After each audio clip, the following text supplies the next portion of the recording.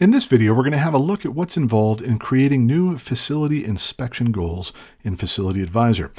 Facility Advisor has the option to create walkthroughs for the California's official fit inspection tool, but we also have the ability to create entirely custom inspections that can be performed on any number of safety or departmental or facility standards that you want to be observing specifically in the context of facility management. So we're going to talk about what's involved in creating one of those facility inspection goals here. Usually this is done at the district level. So from the main menu, we're going to look at the management list here and we're going to select district content. And you'll see here on the right, district facility goals. That's where we want to go to create this goal. And you can see in our demonstration account, we've got a bunch of them already created. And I want to call your attention to some of these columns here, these categories. So our district inspection goals can be associated with all kinds of things to help create the walkthroughs, but also to filter out things that aren't necessarily relevant, perhaps to a specific kind of walkthrough being performed at a specific time. We have an ability to filter goals into inspection types. So this is just kind of a default facility inspection checklist associated with these, but here you'll see we've got goals associated with playground inspections. You might have safety walks built into the system. So that's one category of filtering. And even in this view, you can kind of select any number of walkthrough types or inspection types that you want to see goals for. You can filter these by area, so there might be certain look-fors for a facility team that make a lot of sense in a classroom. They don't make a lot of sense on a playground. So you can associate your goals with those kind of specific areas as you do your walkthroughs and inspections. And then we have the ability to activate or inactivate these. You might want to turn some of these off for a season or for a specific purpose without entirely removing them. You might want to come back to them later. You can edit existing goals at any time as well, just by clicking edit over here on the right. But we're going to create a new goal now. We're going to do that by going to the top navigation bar here and clicking on new goal. And we're going to create a custom goal. And then here we have the goal text. Up here at the top, you'll see a number as well. There's a unique identifying number to help us order goals in facility inspections. We have a ton of them, obviously, in our test account. You won't have nearly that many, but that's what that does. And then you have up to 1,200 characters to describe what is exactly that you're looking for inside of this facility goal. You have the option to track quantities. So if there's something that you're looking for that might have a number associated with it, I don't know, maybe you're doing a partial kind of an inventory check of something and you want to include a numerical value with that, you can turn that on inside of the goal. And when you do your inspection, you'll see that number field appear next to this goal.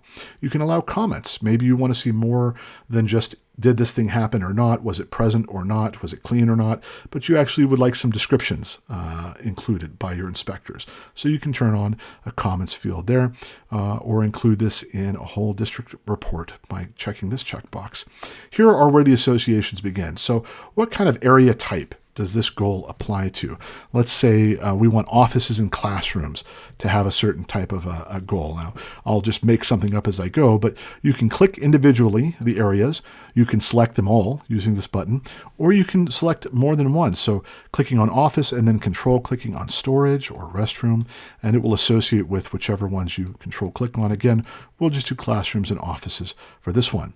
What kind of inspections do we want to see this goal appear in? Here you can see we have all kinds of inspections built in: kitchen cleaning standards, library and learning areas, facility inspection checklist in a general sense, earthquake hazard checklists, fire extinguisher checklists. We'll just say fire extinguisher checklist for now. So we're going to select that one. Just like the top one, though, you can control click to include multiples. You could select all, or you can just select the one. And then we're just going to put our test text in here. Then we're going to click add. And then you'll see a number of other options that can now be associated with that goal. The first are the indicators. Now, if we were doing, let's say, just a general fire safety inspection, there might be a number of things we're looking for in these kind of rooms. Maybe we want to see, for one, that there's a fire extinguisher present and in good working order, and we want to see that there are fire detectors present and that they're charged and functional. There might be two or different things present, or what we would look for as an indicator that we have achieved this goal in our inspection. So I'll just add a few ones here.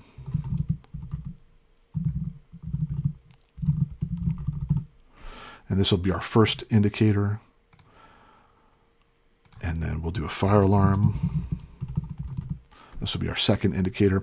And now when an inspector goes through and does a walkthrough on these spaces, they'll have the opportunity to not just say whether or not they saw the goal correctly observed or whatever the look for was in good working order, but they'll give indicators. If they saw the fire extinguisher, they can check that. If they saw that the fire alarm was present and working, they can check that as well as part of their inspection for this goal. Lastly, we have descriptors.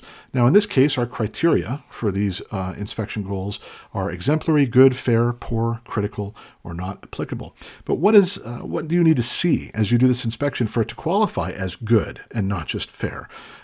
If you have a new inspector and they don't have all these goals and criteria memorized yet, this can be helpful to remind them of kind of where the standard lines are for these different criteria. When they mouse over the button that would select good for this particular goal, they'll see this text appear next to their mouse. And so these are just helpful reminders of what you're looking for to qualify as good or exemplary for this particular goal inside of that criteria. And that's how you set up a facility inspection goal.